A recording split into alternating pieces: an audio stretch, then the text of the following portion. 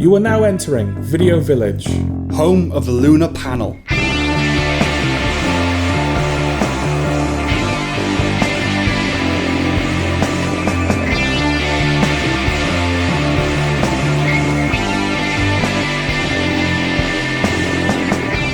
Coming up, We review Sister Midnight, The Surfer, Clown in a Cornfield, The Ritual, The Phoenician Scheme, Lilo and Stitch, Predator Killer of Killers, Ballerina, Hurry Up Tomorrow, Sinners. and People's Joker.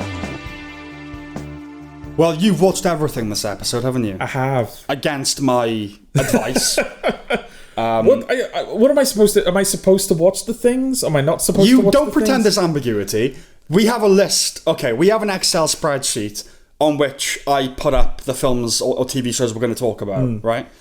If it's something that Jordan needn't watch, it gets a little line next to it. 3 little dashes. Yeah. So don't pretend there was ambiguity around it. Well, then what's all this... I said don't watch these things. What was all this bullshit on like the previous episodes where you're like, oh, you're not doing your job. I have to review this on my own. Because there would be, let's say an episode had 8 items, 3 of which you needn't watch. Yeah. 5 you need. Yeah. You wouldn't watch one of the 5. That's what that would be. Right. You only have these 2 watch, and you don't even watch. So I'm not watching the correct... That's right. You're not watching the things you should watch. Okay, all right. But you are watching the things you shouldn't. Okay. And the interesting thing about the Excel spreadsheet, because you're kind of honest on it, is it betrays the things you actually want to watch rather than the things that you should watch. So like Thunderbolts, for instance, which we're talking about next episode. Yeah. Which I was waiting for a good copy to watch, you know, so we could review. Turns out you'd watched that ages ago already on your own. Yeah. Because obviously you really wanted to watch Thunderbolts. Well, forgive me for being over-prepared. Oh, that's what it is it? Yeah, Lilo and Stitch, that's another one. Well, anyway. Well, we'll get to it. Okay, we're starting with Sister Midnight. Yes. Well, you can do the honours then. You can do the premises for all the things we're going to talk about. Well, this is kind of your fault, actually, because when you were telling me about the films that we were going to be reviewing this episode, you started telling me about Sister Midnight, and then you went, oh, actually, I don't want to tell you about this, because you're going to want to watch it. Yes. So you didn't say anymore, but then, of course, I was thinking, well, then, why do I want to watch it then? My saying that was immediately followed by you saying, don't tell me about it then, because I will watch it. Thinking that would solve the issue. But you did it anyway. But no, it didn't solve it, because I was like, oh, well, now I have to know why I want to watch it. Well, that's your own lack of self-control. That's not my fault. Oh, it was okay. Whatever. What's Anyway, it about? Okay, Sister Midnight. There's a woman, an Indian woman, in an arranged marriage, and she's unhappy with the state of things. Insanity ensues. Yeah, basically. Arranged marriage, then vampirism. That's essentially what it is. So it is... Vampirism, yeah. Okay. Because there's the shot at the end, but at that point I'm like, okay, is this metaphorical? I don't know. Well, how much of it is literal or whatever? But no, it's very much her becoming a vampire, right? That's the thing of it. But yeah, it doesn't serve the film well to talk about its plot in great detail.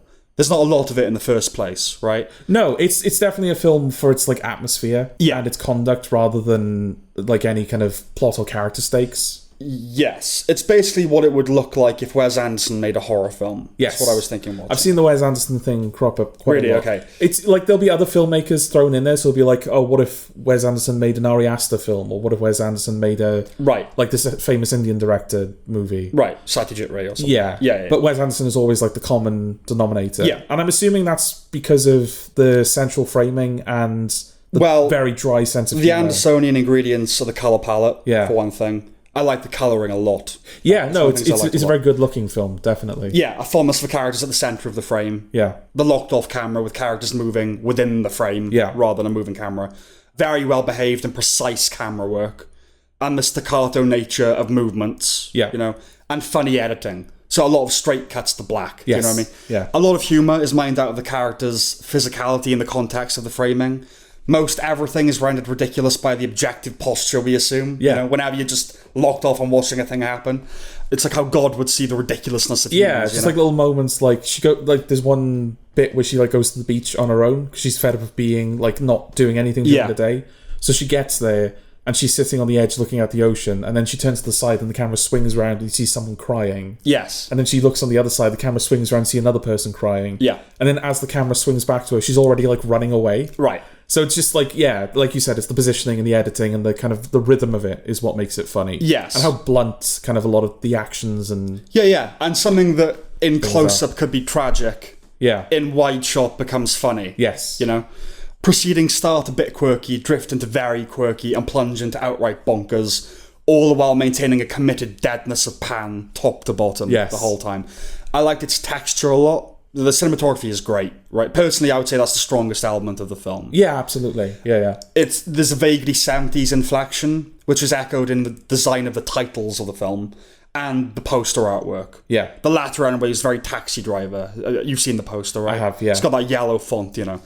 It reminded me of Limbo from a few years ago as well, which also invited comparisons to Wes Anderson. Well, I was going to ask you this. Like, is Indian filmmaking... Is this like a strand of Indian filmmaking? It's a British filmmaker. Okay. An Indian British filmmaker. Yeah, is this like... Because, Limbo was also a British-Indian project. And that... But not Indian. They're like Syrian refugees. Oh, my apologies. Yeah, and the filmmaker's not... Filmmaker's British. Okay. Ben Sharrock. Oh, never mind then. Because I was going to say, like, that also kind of had Wes Anderson inflections. You know, it did. You know, this is more a British film than an Indian film. Just because, Indian cinema tends not to have that. Yeah. Indian cinema is Bollywood or very naturalistic. Yes. Yeah. But Limbo was a more sincere, emotional experience, as far as they go in these universes anyway. This is more punky. It has a punky spirit about it. Yeah. It's definitely a recommendation for film fans. Outside of that, if anything we've said tickles your fancy, try it. You know what I mean? That's all I can say in terms of recommending it. Yeah. Because it's not a broad appeal kind of film. Oh, definitely not. No, I can see a lot of people thinking, well, what's happening? What is this? Nothing's happening. Yeah. But if you're into film, definitely worth watching. Yeah, because I think you'll pick up its influences, and like you said, it does get a bit bonkers. Yeah. And like, are the stop motion animals, like, are they supposed to be real animals, but they've animated them in stop motion? Right. Or is the stop motion that's like part of the reality of... Again, it's like Anderson. There's like that whole artifice, but it's real, right? Yeah. Like, it actually looks like that. So, try it. Try it.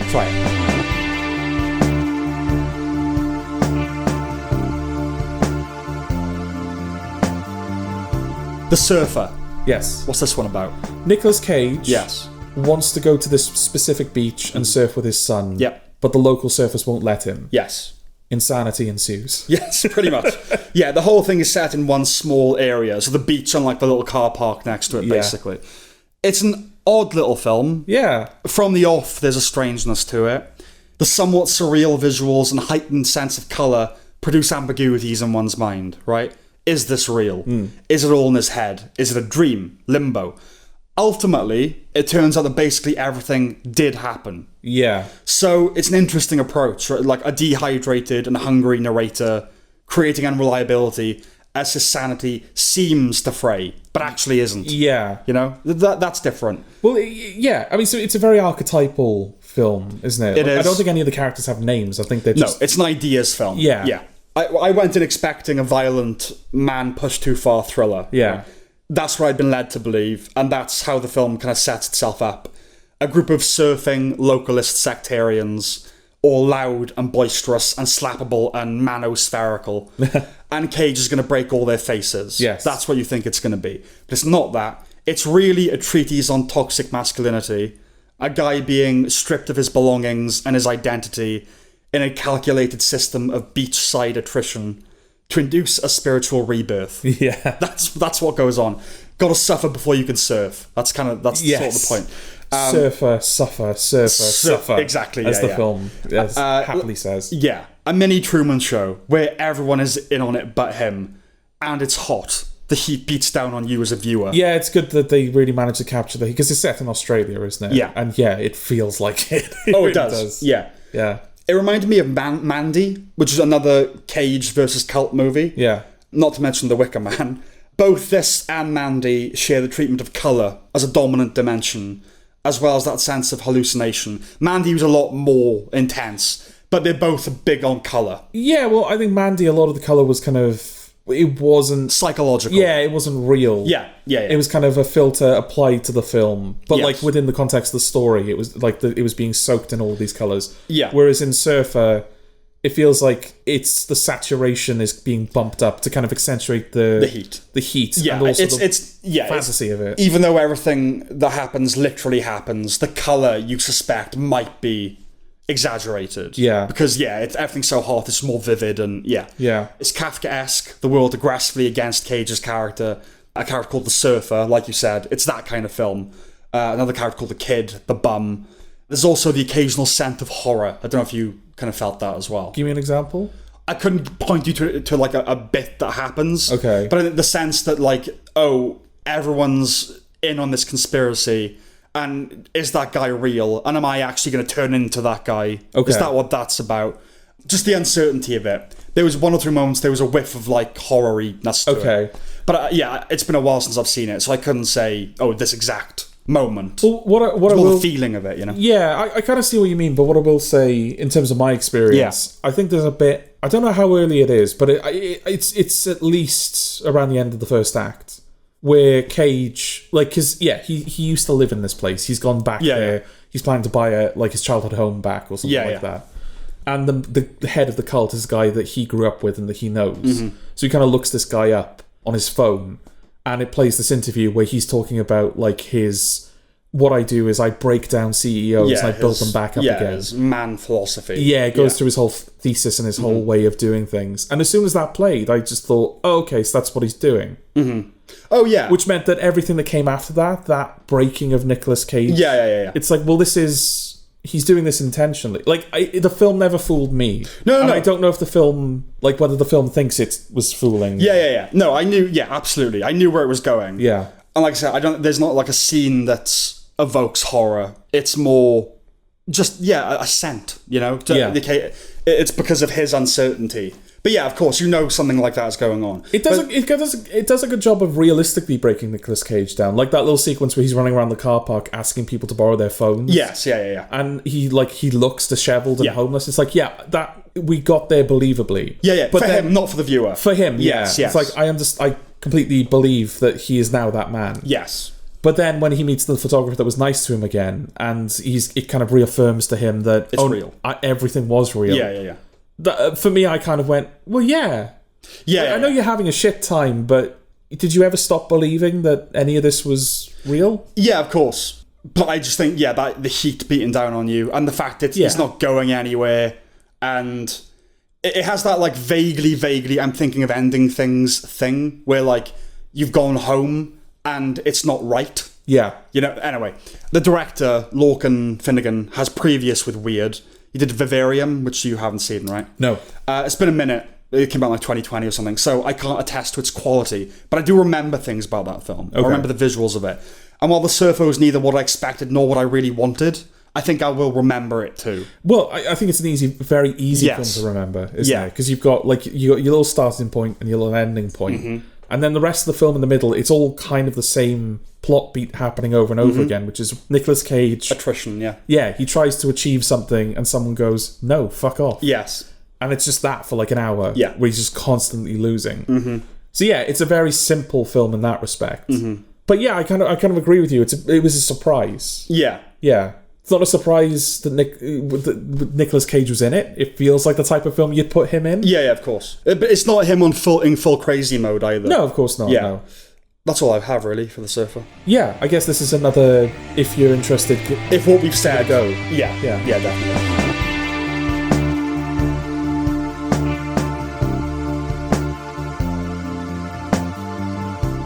Clown in a Cornfield. Yes. What's this about? Clown in a Clownfield is about this girl and her father. They move to like a Midwestern town. Like Idaho, middle corn America. Country. Yeah, corn country. And there's a town that's big in the corn industry, the corn syrup industry. They have a factory that got burnt down. Mm-hmm. The clown that was the mascot of that factory. The kids have a YouTube channel where they've turned him into a serial killer. Yeah. But then there's actually a serial killer clown that's killing them off. Yep. Insanity ensues. Yeah, it's another 80s nostalgia piece, though it's set in 91. Yeah, how does that work? Is that allowed? I don't know. It's weird. Are we okay with it? It is early, so there's a bit like, maybe there are some holdovers. But when I think of 91, I think of Nevermind. I think of, the 80s is over now. Yeah. You know, grunge is in. Actually, is it set in 91 or was the prologue set in 91 and the rest of the film is modern day? You know, I don't know. I think the prologue is 91. What's the prologue? It's these kids like having a party, and then two of them go into a cornfield to fuck, but then they get killed by the clown. That's just the film, isn't it? That's the beginning of the film, and then it cuts to the main character moving into the town with her father. But I never got the sense that was earlier time. That's just... Well, it says 1991 on screen. Yeah, because that's when the film is set. It can't be. They've got smartphones. They've got a YouTube channel. Oh, yeah. I just said it. Okay, maybe it is just a prologue then. I mean, it's the kind of town... that's the thing. It's a big thread of the film. Yeah. It's like the town has never moved on past the 90s. Yeah. It's the same kind of... Yeah, no, you're right. I obviously just went and think, okay, they're doing the 80s thing, 91. Yeah. Okay, fine. I don't think that changes anything I have to say about it. No, absolutely but, not. Okay, so it's an 80s nostalgia piece. Yeah. Though it's set now. Yeah. In her introductory scene, the main character, teenage girl, complains about the music her father is playing, saying the 80s are as far away from her as the 40s. Yeah, of course it is. As the 40s were from him. It's a dumb thing to think and say in the first place, but then don't attempt an 80s slasher movie. Yeah. You know? Yeah, a bit of tone deafness, I suppose, on the film's part. You could argue there's a layer of irony to it, but the ultimate point of the film is that the older generation should take the younger ones seriously and hand over the keys to the world. Yeah. You know? Yeah. As 80s nostalgia projects go, it's light on the technical tropes, no synth score, the visuals don't evoke the period, nor the costumes, production design, anything like that. Only the concept. And there's a nod to Jaws from 1975. Right. It's clearly operating on a budget, and I'm no fan of 80s nostalgia, but it felt lazy. If you're going to do it... Yeah, I know what you mean. Yeah. I don't think it looked like a low-budget film. No. Like, the quality of the camera... Not low-budget. Yeah, it was a step above something that looks like it was filmed by amateurs.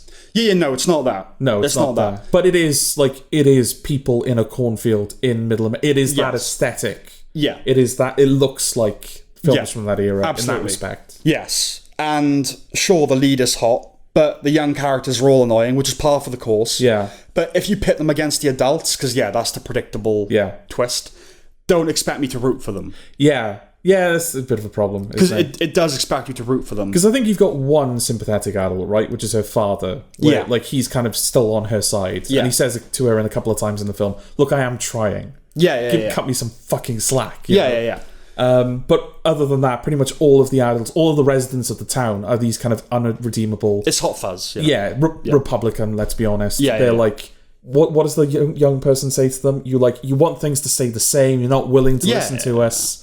And when that scene at the end happens, which basically the film kind of taking off the mask, as it were, and going, aha! This is what it is. This is what it is. It was like, oh. Well, the thing is, broadly speaking, the older generation does know better. Like, I'm all for please get out of the new one if you can't lend your hand, for the times they are a-changing. But that anthem wasn't written in 2025. During the climax, like you just mentioned, when the gay boy in the group is whining, you'd rather kill us than listen to us. You just think... stop listening and kill him.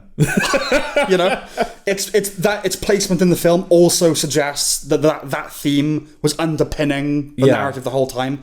It was a conclusive point built up to. It wasn't. That's not there. No, because when it starts, when she kind of becomes friends with the group, and they say, "Oh, we've got this YouTube channel where we dress up as killer clown and prank people." I thought, "Oh, that's kind of a neat idea."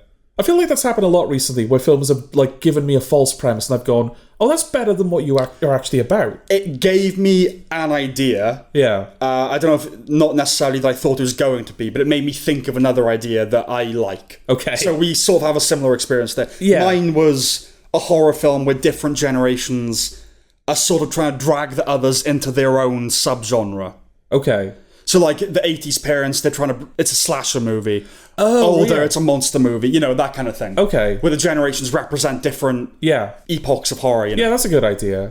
But I just like the idea that there is no monster. It's these kids. Yeah. But the effect that they're having on the town... It's like there's... Analogous to a horror. Yeah, absolutely. Like with the kids, it would be found footage, literally the YouTube thing, right? Exactly. So that would be... but the film doesn't do that. No. It's not nearly as fun or funny or silly or violent as it needed to be. It's not scary. It's pedestrian, forgettable. I checked out early, but it's short. I'll give it that. Yeah. Of all the 80s nostalgia trips, it's among the most boring. It had $1 million budget, which is just enough money to look the part. Yeah. Right? It doesn't have Jack going for it, and it doesn't have quality going for it. Give it a miss. That's what I'd say. There was like, apart from what I've just said, there was a moment, like maybe going into the third act, where the clown is like killing the teenagers, but they shoot the clown. Yeah. And then all of these other clowns emerge from the cornfield. And that was a moment where it was like, oh, this is becoming something else now. Yeah. There's loads of them. Yes. New threats. Mm-hmm. No, they don't really do anything. No, and while that's an interesting turn, it's also, one is scarier. One is just scarier than one multiple. Is just scarier, but yeah, you kind of want to go in like a Resident Evil 4 direction, where now that there's multiple clowns, the sheer quantity, the sheer amount of the threat is overwhelming. That's where the horror is coming from. Which is fine, but I think like with 28 Weeks Later, the opening of that film is horrifying. Yeah. Like the image of them all running across the field is fuel, horror, nightmare fuel. But clowns, no. You know, that's the thing. It's weird with clowns. The fewer, the better. Yeah, you know? Especially since these are literally just people dressed up as clowns. Yeah. Like when one of them gets their hand shot off, and he has to be taken for like surgery to get it. Like, yeah. So it's like it's not like a. I like that it's not a supernatural threat, but it ends up not working to the film's advantage. Yeah, clowns are a weird thing because ultimately it's either going to be Pennywise, which is like it's not a clown, or it's going to be a bloke dressed up as a clown. You know, so yeah, it's a weird one. But I wouldn't recommend it. Nor would I. No.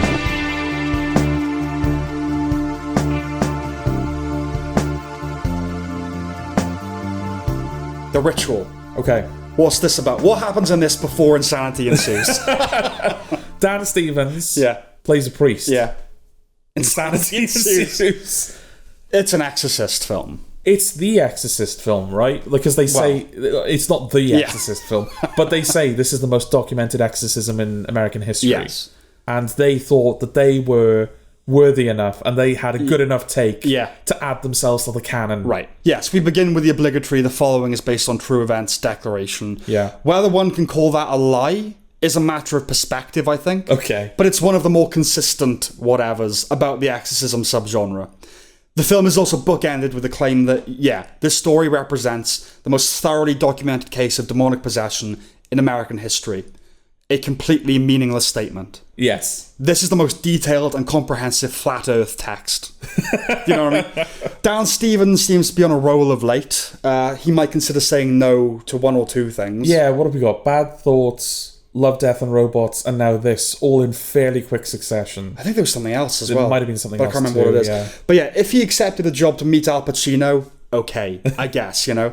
But Al Pacino now? That's what I say. As for Al, he continues to continue. Yeah, I know that, but like, it's still Al Pacino. He still did those things, right? You still but he's not doing them now. You don't want to meet the guy, just not be in a film with him, I think. But he's just continuing. Patrick Fabian features very briefly. Before Better Call Saul, he was best known probably for playing the lead in The Last Exorcism, which is one of the few decent entries in the subgenre. Okay. In the genus. Okay. It's all handheld for some reason, which does not remotely work. Oh, that was a massive turn off. Yeah. It's the total opposite, actually, of like the films that we've discussed already. Exactly. Clown in a Cornfield, like, it's not amazing cinematography. No. But like you said, like it's cleaned itself up enough because of its budget. And then you've got The Surfer and Sister Midnight, which both have very striking cinematography because their use of colour and whatnot. Mm-hmm. This is an ugly, ugly film. Dreary, yeah. Because that's the thing. It's not just constant handheld, and it is constant. Yeah. They clearly didn't take a tripod with them to the shoot. No, it's Paul Greengrass's fault, unfortunately. Yeah, you know. But it's dark rooms. It's literally dark rooms, dark churches. No one turns the fucking lights on anywhere at any time. Yeah, but the thing is as well that I understand why the intuition was to be handheld. Dynamic, awful scenes. Real.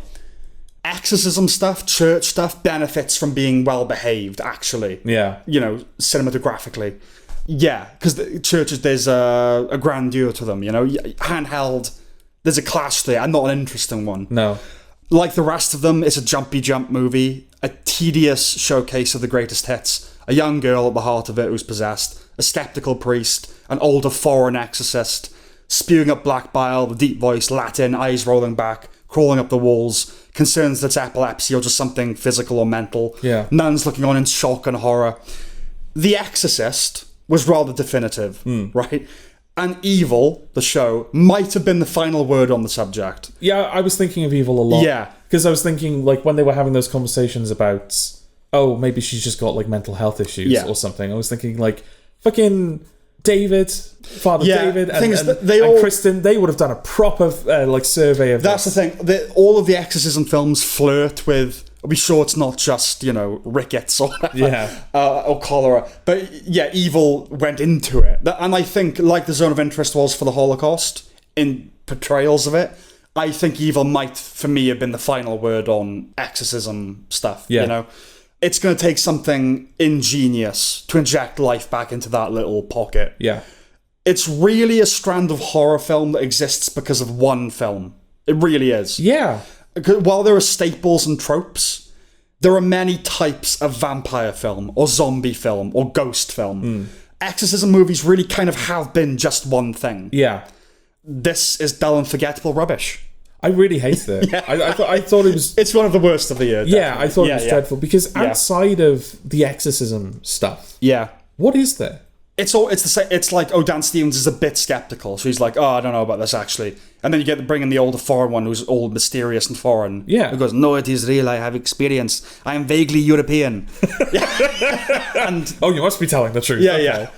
But that's the thing, like, because they have little text on the screen, so it's like, session 1, session 2, session 3, and they're like right next to each other. Yeah. So it's almost as if like, we're not even going to bother with the character stuff. We're just going to show you the exorcisms. And occasionally Dan Stevens will suppress the urge to fuck a nun.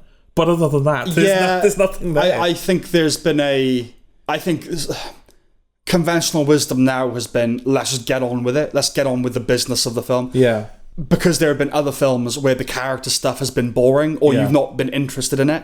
So they go, let's just do the thing. No, actually... we need some character stuff. But it also doesn't go into enough detail in terms of the procedure of an exorcism for that to be the draw. Exactly, yeah. It's like every other exorcism. And this thing, the most documented, I looked it up, right? Yeah. What's interesting about exorcisms is that, on like Wikipedia, for instance, they just say, this exorcism happened on the blah, blah, blah. There's never they don't describe any ambiguity. They never go, the purported exorcism. Yeah. Which Wikipedia should really do. Yeah.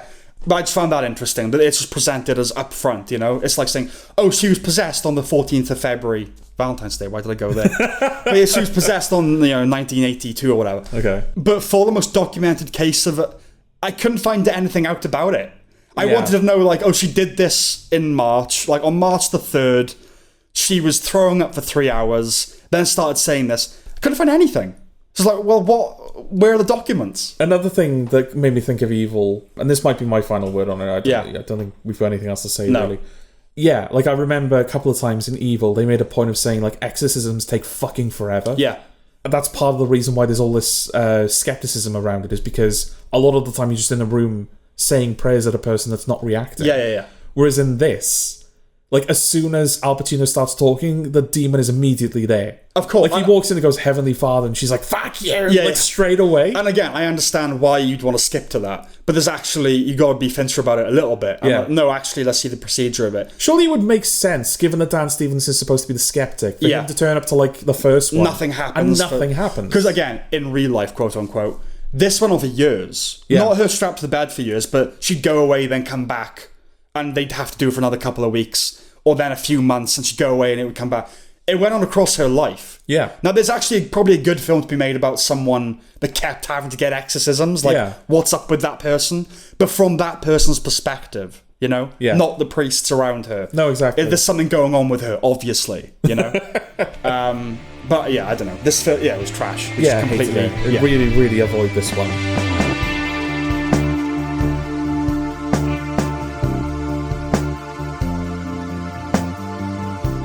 The Phoenician Scheme. Yeah. What's this one about? Okay, this one might take a bit more, because it's a Wes Anderson film. It is actually a Wes Anderson film. So there's a bit more going on here. Mainly because literally everyone ever is in it. Yeah. Wes Anderson films always contain the biggest, most famous casts of any film ever. Mm-hmm. And he always tops it in the next one. There's always people in the next one. It's like, oh yeah, you haven't been in a Wes Anderson film before. Right. This time we get Michael Cera. Yes. He's like the new addition to the cast. Yes. And it really works. He slips in really well. Yeah. It's almost a surprise that he hasn't. Where's he been? Yeah. So yeah, the Phoenician Scheme, it's set during one of the wars, I think, maybe. I'm not sure. I can't remember. I don't actually know when it's... All Wes Anderson films are kind of set around the same time, Yes. which is oldie times. Well, like, not Royal Tenenbaums, but yeah, I get a lot of the new ones have been, They're just kind of like in the past, vaguely. Yes. You've got Benicio del Toro. He is a rich man, and he's a bad man. He has got stakes in like a railroad, I think. Yeah. But there are people constantly trying to kill him, and there's an assassination attempt that almost succeeds. So he brings in like his estranged daughter, who's a nun. Yeah. And he says, I'm going to pass all of my fortune over to you. But before we do that, we need to basically go around all of the partners that have got a stake in this railroad and convince them to kind of up their share. Yes. Because Rupert Friend is working for the government, and they've increased the value of pins. Right. Which has somehow devalued Benicio del Toro's fortune. Yes. So this means that he has to get other people to spend more money, like his sort of like dirty partners in this railroad. Yes. There's a lot of like mechanisms to the plot, but it's basically just an excuse for characters to be in places speaking dryly to each other. Yeah. But it's funny and charming. It's Del Toro, Michael Cera, and his daughter basically becoming a little family. That's sort of the idea of it. Yeah. It has all the hallmarks. Since The French Dispatch, he's been on a production role. 3 films released in 3 years. Yeah. Did we count all of the short films he did for the Roald Dahl stuff too? Yes. Yeah. I'm happy to get an annual fix, but like Woody Allen's output, returns are going to vary. Yeah. Right? And these last 3 or 4 haven't felt special. Okay. Hurtling on in this fashion risks diluting that even more. If you're making 1 film a year. He's no longer scratching the itch that Isle of Dogs or Grand Budapest did, for me. Not to mention Royal Tenenbaums, We've come to expect a level of elegance and craft and quirk and originality and witty dialogue from Anderson, and all those elements are here to one degree or another. Alexandre Desplat, his music is great as always. There's a funny fight scene, as well as some unexpected comic violence in the opening. Yes. On the plane. And Michael Cera, he slits into the ensemble seamlessly. Yeah. But, for all the enticing trappings of a Wes Anderson film, the best ones have an important undergird. So what's the most Wes Anderson film possible? I would say a family runs a bakery that specialises in cakes. Yes. In Paris, while the patriarch is dying. Yeah. Right? It's that last bit.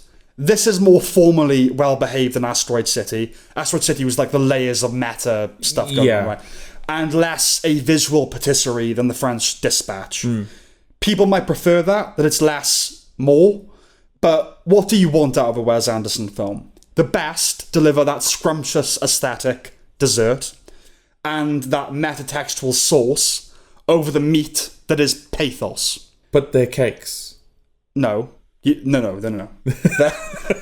The aesthetic is the cake. Right. Yeah. The metatext is the sauce. Girding underneath the cake is the saucy meat. The protein of the saucy meat. Okay. We didn't get much pathos out of Asteroid or Dispatch. No. Or Henry Sugar. But of those 3 pillars, structure, presentation, and substance, there was always one firm.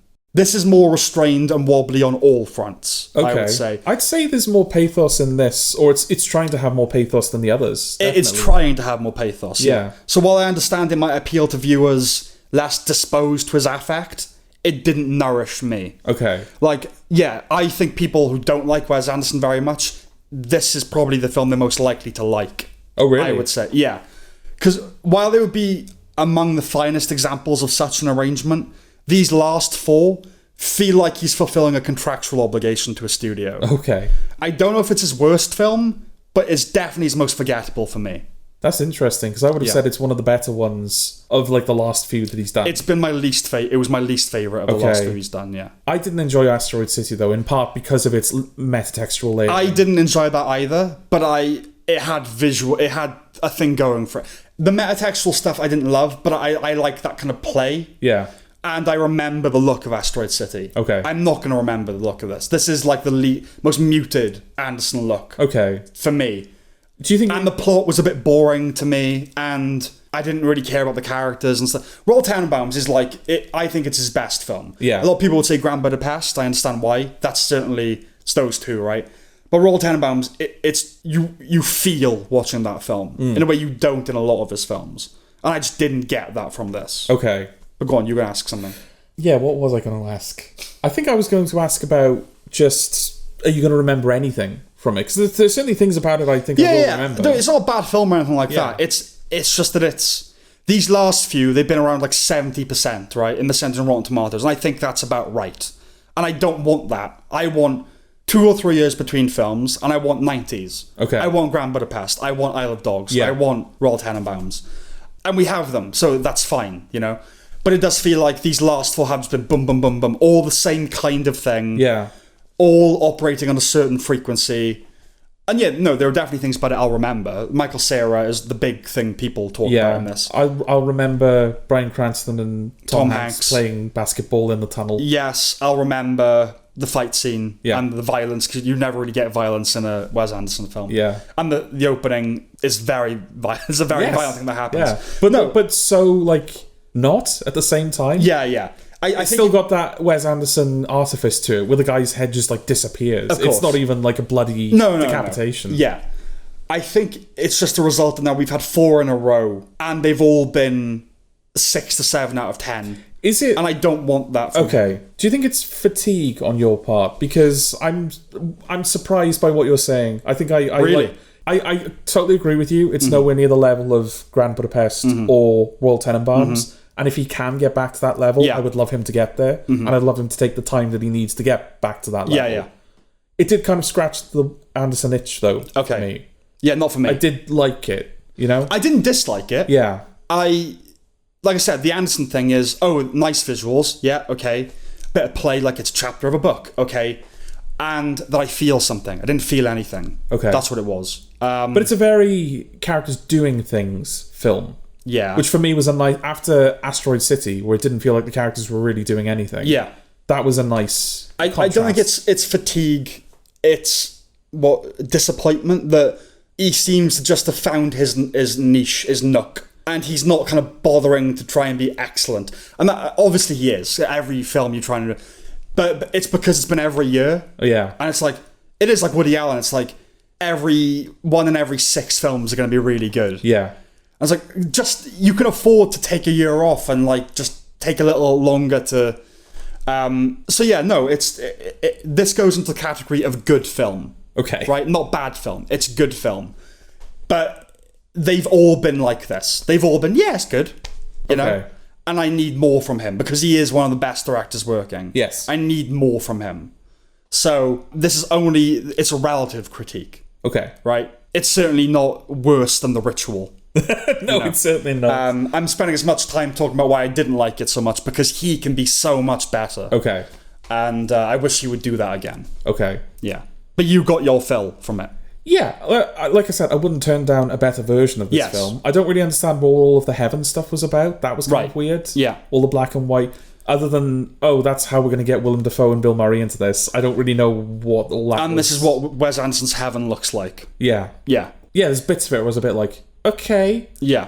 But yeah, broadly speaking, because I thought Michael Cera, Benicio del Toro, and whatever her name is, I can't remember her name. Is she new? She's kind of new, yeah. Yeah. I think they work well together. That's a good little dynamic. Absolutely. I like their little story. And we got to meet fun characters and they occasionally did fun things and all of that was what you kind of want out of Wes Anderson. But you would agree it's nowhere near as good as his best stuff. No, and yeah, you're right. It lacks the pathos and the kind of the emotion of the Royal Tenenbaums. Yeah. And Grand Budapest to a degree. Yeah, that's both films have all 3 things. Yeah. Right? Yeah, but it's like, it's like I'm eating something that I like continually. Yeah. It's like, I still like it, rather than waiting for the feast, rather than like, I could be hungry for a little bit and then get this really great meal. I'm just being kind of kept alive. Right. Sort of thing. And while it's good, I'm happy to be alive, it's not living. So Anderson needs to live again for me. Okay. But okay. Was that anything else to say? I don't think so. It's a recommendation from me, not from you. I wouldn't recommend it to this. I don't think you should start with this if you haven't seen a Wes Anderson film. Perversely, because I do think the fact it's not as heavy as his other films mean it is a bit more accessible to people who don't like the Wes Anderson thing. But this is becoming the Wes Anderson thing. I wouldn't recommend it to just go watch. No, if you like Wes Anderson, you're gonna watch it. Yeah. Yeah, that is kind of it, really. Yeah, it's not a jumping on point for him, but I would still recommend it. Okay.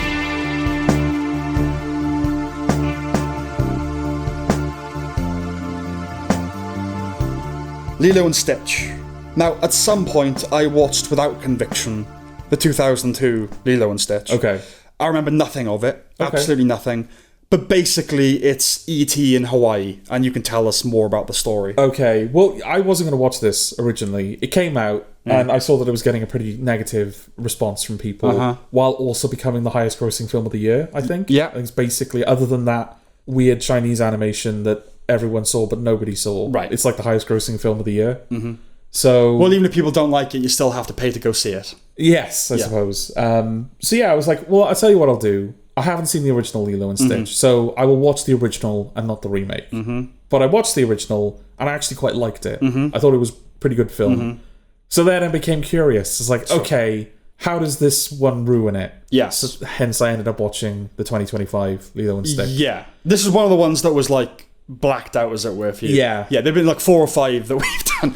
But yes. Yeah, so far I think the Phoenician Scheme is the only one that I should have actually watched. Yeah. The others you were like, don't fucking bother. Yeah, okay. So this live actioning is directed by Dean Fleischer Camp of Marcel the Shell with Shoes On. Okay. Like most live action Disney remakes, it feels basically redundant. Yeah. There's really not a lot to say, I don't think, about the film. I probably wouldn't talk about it at all if it wasn't one of the highest grossing films of the year. I think the only thing to say about it in relation to like what it's about, because it's the original film. Yeah. That's what they're clearly doing. But there are some functional differences. So some characters have been removed, but they've also added some characters in. Mm-hmm. For example, I think the main villain of the film, in the original film, he was a villain. Yeah. But he was more of like a goofy kind of redeemable villain. Yes. That's kind of the weird thing about the original Lilo and Stitch, is there are bad guys in it, but there's no villain, really. Yeah, everyone is kind of... people with opposing aims. Yeah. But no, there's not a villain. There's not a Disney villain. No, everyone's kind of redeemed and everyone is kind of just, like, misunderstood to a certain degree. That's socialist. We'll come to that. Yeah. So, Stitch's creator in the original film, who I can't remember his name, but he's the one with the 4 eyes. Yeah, he's sent... Him and the one-eyed alien are sent to Earth to kind of capture Stitch, but then when they don't accomplish that, they send another more evil guy. Yeah. But then he kind of gets redeemed too. That guy isn't in this version. It's the creator of Stitch is the bad guy, straight up bad guy. Instead of having his goofy Russian accent, he's now voiced by Zach Galifianakis with complete sincerity. That felt strange. Yeah. Billy Magnuson plays the one-eyed alien, again with complete sincerity. Yeah. That felt okay. But in the original film, they like get into disguise, quote unquote. So they're just walking around Hawaii, looking like aliens, but kind of dressed like people. Yes. And it's goofy and silly. Right. But in this, they just look like the actual actors, A, because it's cheaper, and B, one of them was dressing like a woman in the cartoon, and you can't do that. And C, there are things that work in animation that don't work in live action. For some reason, I've been watching a lot of videos about why Cats was so bad. Film. Right. And that's gone into the history of it on stage and everything. I think partly because I've been listening to a lot more music. Like a music theory kind of thing I've been reading up on and watching videos on. And they're saying like one of the reasons Les Mis or Cats don't work is that songs for the stage are written so that the people in the back row can hear it. Yeah. And when it's a close-up, why are you screaming at me? Yes. So that's one of the reasons. There are just things that don't work, and like you need to be able to translate. Like Tom Hooper doesn't care about musicals. That's why he wants to film it all naturalistic, and which just doesn't work for the musical film. And there are things in animation that just don't translate to live action. It's funny, isn't it, how like all of these things in the new remake of Lilo and Stitch had to be changed because it doesn't work in the medium they're adapting it into. It's almost why do it. Yeah. Pretty much. Yeah, it hits all the usual beats that these things do. It's not funny, though Billy Madison does his best. Yeah, he tries. He tries. He's the best thing about it, pretty much. Yeah, and in general, I think he tries. I just like him, you know. I think he's funny. It's not charming. Stitch is an annoying character. Which I didn't feel that in the original. That's what's so strange. I can't remember is the thing. But in this, he's fucking annoying. One of the things I really liked about the original animation is that when they kind of introduced Stitch to the Intergalactic Federation, whatever it is, the guy's like, oh, Stitch is the smartest, he is the most violent, he is the most brutal, he is the most whatever. And then as the film goes on, because I always assumed it's just like not knowing Lilo and Stitch. Stitch was just a feral creature. I didn't even know that it was... I didn't know the film was the original thing. Oh, right. I thought there was like a TV series on like Nickelodeon or something. Okay, well, I'm sure they did franchise the hell out of it. Franchised it, yeah. But what I liked about it is that within the film, when he's in Hawaii, they do actually depict Stitch as an intelligent character, despite the fact that his speech is very limited. Right. Because as a human, I think that's just something you do, is you associate the way someone speaks with... You think there's a correlation between that and their intelligence. Well, there often is. Sometimes, but then not all the time. Yeah, sometimes you got instances where, like, if a character can't speak, or if someone in general can't speak the same language as you, maybe you don't accurately get a sense of their intelligence. But exactly the same with E.T. He's like this kind of mascot, funny thing, but also he's a hyper-intelligent alien. Exactly, yeah. But Stitch does things, and the way that he kind of acts, and the way he kind of assimilates into Lilo's life. There's a lot of things in that film where it's like, no, okay, fair play to them. I do actually believe that Stitch is a very intelligent creature. Right. Didn't get that. He just feels like like you said, like an annoying, kind of just animal, baby Yoda. But I'll admit Lilo can be cute. Nanny is cute. Different types of cute. Yeah, should stress. Critics generally seem to find it more adorable than I did. Okay, certainly, it's definitely Oahu. A few scenes look like the jungle in Lost. Yeah, basically. There are portal guns. Is that in the original as well? No, I think that's an invention for this. Okay. The whole third act is different. It's completely okay. Because at least even though it's bad, at least there's that. At least they're not doing a direct. Yeah, but they've done it because they've taken out characters that were needed for the third act, not because they wanted to make something different in its own right. But taking out those characters is the thing that's different. Yeah, right? But those characters were taken out probably because just. Like, logistically, it made more sense to take them out. I don't know. Because they're CG characters. Okay. And yet, they've added, like, what's his name? Mr. Bubbles? The CIA guy. Okay. In this. Because in the original, he was what do they call it? Like he came in to inspect the home and like, oh, Lilo can't live here, it's too dangerous. Not a child inspector, but you know what I mean. Like a social worker. Social worker, yeah. He was a social worker in the original, and then at the end of the film it was revealed, because he looks like this CIA guy, because he's dressed in black and he's got to, and it's revealed at the end of the film that he was indeed once in the CIA, and that's how he kind of knows the aliens and kind of resolves the ending. Whereas in this one, he's just a CIA guy who halfway through the film decides to pretend to be a social worker. Okay. Because the social worker that they created for this film told him about... So they've created like another character to fulfill the role he was... They've added like a complication unnecessarily. Yeah. Right, okay. And the neighbour as well in this is also an invention. There was no neighbour in the original. So it's like you're taking characters out, but you're adding more characters in. Unless I'm wrong, I think voices one of the characters maybe. So it's like, a little cameo. I could be wrong there. But that feels like a thing you would do, is, bring in the original as like a neighbour. Yeah. You know? I don't know it well enough to call you out on that. I don't know. Yeah. I could have made that up completely. Okay. Capri Sun is mentioned and shown a few times. Yes. So there's that. The best thing I can say about it is that it feels like a middle-of-the-road family comedy from the noughties. There wasn't a lot of... It wasn't woke. I know literally is. 2002, the original. Yeah. But it's not... They haven't woked it up. No. Don't feel like any of that in there, any of that political stuff. Well, it's in Hawaii. It's kind of hard to woke up Hawaii, isn't it? Because because it's already a place that's kind of... No, yeah, there is diversity in Hawaii. Yeah. Yes, but not in other ways. Actually, there's no diversity in Hawaii. The point is that they're not white. So there's little diversity in Hawaii, but... because that's the thing. When you say diversity... everyone thinks, they're all black. Well, if they're all black, there's no diversity. Exactly, Douglas Murray's made that point a few times. Yeah. And if you didn't think we were right-wing... I can assure you there are areas of London that aren't diverse at all. Anyway. But it didn't feel like one of the Disney woke-a-thon things. It was just like... No. Yeah, it's just not a very good film. But hey, it feels like an old, not very good film. Yeah. I think a lot of people have called out the ending, though. Because in the original... They kind of stay together as a family unit. And then in this one, she goes away to study marine biology. I don't mind that, because I think that is the more mature ending. Okay. Where she does have to go away and have a life, and Lilo can be looked after by someone else, but they're still in each other's lives, obviously. Okay. I wouldn't have minded it were it not for the fact that it feels like they... Because Ohana, that's the term they keep using, right? Ohana, yeah. Yeah, Ohana means family. Family means nobody gets left behind, right. Or however that's kind of phrased. Yeah. So, like in the original, that's kind of used a lot to kind of like get the characters to kind of align with each other. Mm-hmm.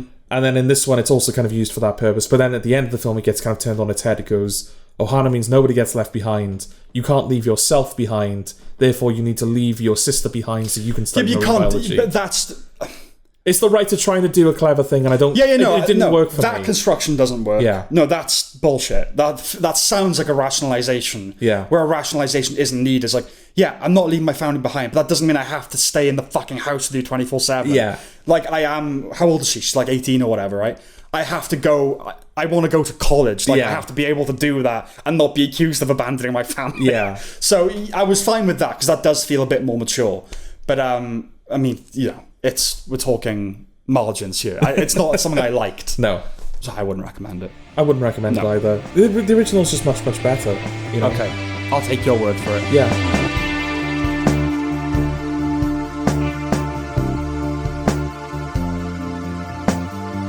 Predator, killer of killers. Mm-hmm. What's this one about? So this is Predator. Yeah. Right? And he goes to Viking times. Yeah. To kill some Vikings. Yes. But then a Viking woman kills him. Yes. Then there's this other Predator, right? Yes. He goes to samurai times. Yes. To kill all these samurai, but then a samurai kills him. Yes. Then there's another Predator, yes. right? He goes to World War II times. Yes. Or World War I times. World War II times to kill some World War II people. But then the World War II people kill him. Yes. Then insanity ensues. Yeah. Yeah. Yeah. It's an anthology film. Right. Yeah, you've got Predator in these times, Predator in those times, Predator in those times. But then it all comes together. But then they do, the third act is kind of all of those elements kind of coming together for a consistent finale. Yes. Now, later this year, we have Predator Badlands, also directed by Dan Trachtenberg, who did this. It seems like this is his franchise now. Prey, this, and the third one. And you have to give him credit for trying to find different ways to use the creatures. Yeah, I'll give him that, given that it doesn't really feel anymore like... I feel like a complaint that a lot of people have with the Alien franchise is... Predator.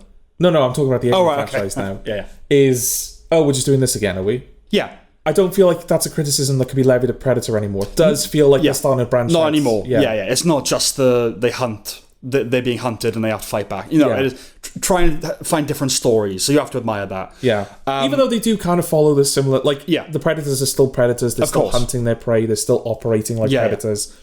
But this doesn't feel like it's just trying to do the Arnold Schwarzenegger film again. No. I don't know if it is, but this film felt like the setup for Badlands. Okay. There's even a cameo from Amber Midthunder's Prey character. Yeah. I don't know if she's in Badlands, but okay, it's a universe now. It feels like they're trying to get a consistent series going. Yeah. Not to mention the shared universe. I don't think there are any xenomorph references in this. But Badlands features a character that's a Weyland-Yutani android. Okay. And the recent trailer for Alien Earth implies a Predator crossover. So they're going to give this another go, are they? I think so. Okay. Why those two franchises? Yeah. And only those two, right? I feel like it started maybe as a comic book series. Okay. Well, no, there's Freddy versus Jason that they did as well. No, but I mean, like, in terms of this weird monster universe, whatever you want to call it, it's just Alien and Predator, right? There are no other franchises that they're kind of... In terms of... it's just those two in the franchise. Yeah. We'll see, actually. Alien Earth, the thing from the trailer is a ship has crashed, and it was like a science ship that had specimens from all these different planets. Okay. Which I like that as an idea, to be honest. And it's implied that Predator is one of them, and the Xenomorph is one of them. I don't know if they're then going to go... We won't see the others for this, because we don't know what IP we own. Yeah. But we'll see. So this film was made in secret. It's a Rancor, and it's a Star Wars. Exactly, and okay. It was made in secret. On one level, it feels like a reel of rejected settings for Prey. It's like we had 4 ideas. We had the Vikings, we had the Samurai. We went with Native American. So we'll do the others. We'll do them all in one film. It does feel a bit like... Because, like we said, it's anthology, so you've got these 3 stories, and then you've got a third act for all of that. Yeah. But it does feel like a film of 4 third acts. I don't know if you felt that. Well, they're all the same thing. Yeah. The character gets introduced. Yeah. Then the Predator shows up, then there's a big fight, then they move on. Yeah. So every fight sequence in this film is the final fight of that story. Yeah, yes, and it all felt like they had this idea of a historical Predator film. Yeah. Oh, fuck, okay, right, then we just have to throw a dart, like, where are we gonna set it? And it did feel a bit like those were the 4 final ideas. Yeah. And they went with Native American. So now we'll just do these quick 3. You know, that's what it felt like to me. Yeah. But that's kind of okay. Like, it gave me hope that the Assassin's Creed approach won't become a long-term format. Yeah. It feels like that's out of the system now. You can't do this again, you know? Yeah, when you've got a film that's basically rushing through it. Exactly. And it means it doesn't fall into the same trap as Prey, where... I mean, for the one hand, this is animated. Yeah. So the kind of inauthenticity that you got with Prey, where it just felt like people dressing up as Native Americans rather than being actually... Right. It's animated, so you don't get that. Yeah, hopefully they feel they've made the point with Predator through the ages. Like, it's done now. Yeah. We get it. And there's no time wasting, is there? Yeah. Because you've got to fit all of these stories into one, like, basically hour and a half, right? It's a short film. Yeah. It's definitely, Some of the visuals are roughly PS3 360 quality. Yeah, I don't know what you would call this animation style, but I know what you mean. Well, in this day and age, one assumes they would have to be purpose and intention to that, but who knows? Because they look like old graphics. Yeah. You know?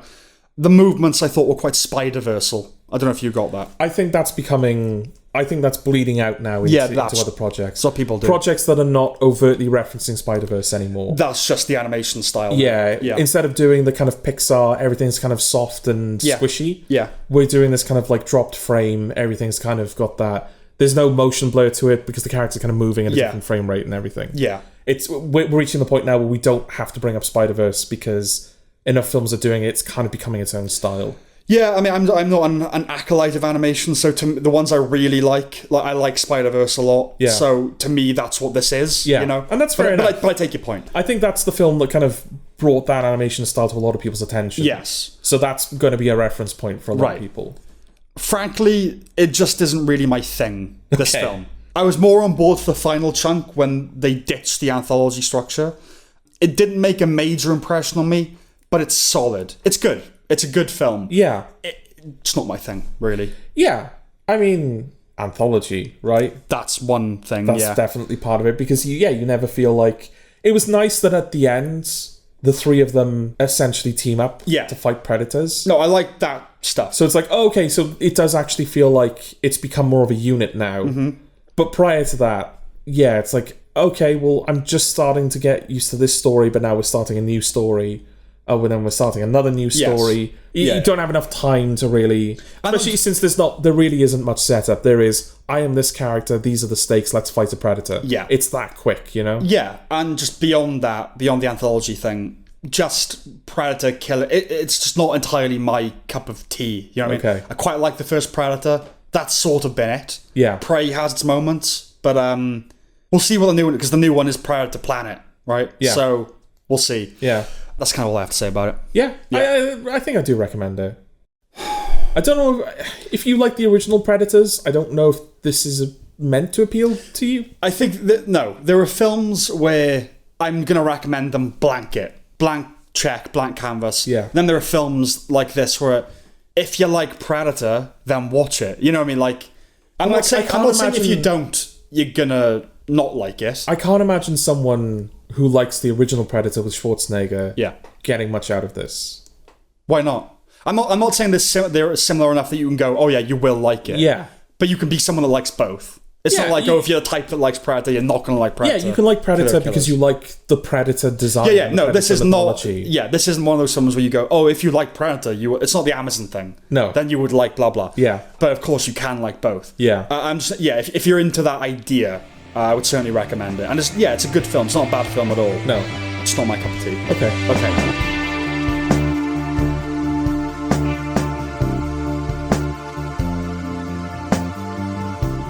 Ballerina. Okay.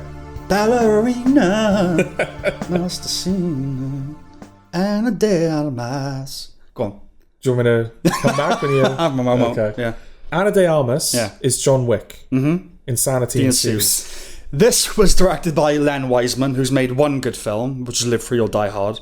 and quite a few not good films. The Underworld series and the Total Recall remake. Oh, interesting. Though apparently there were significant reshoots of this under the stewardship of Chad Stahelski. Well, that makes a bit more sense. Yeah. Yeah. Maybe I was in a half-decent mood, but I was up for this, and I kind of liked it. Do you know what? Yeah. Yeah.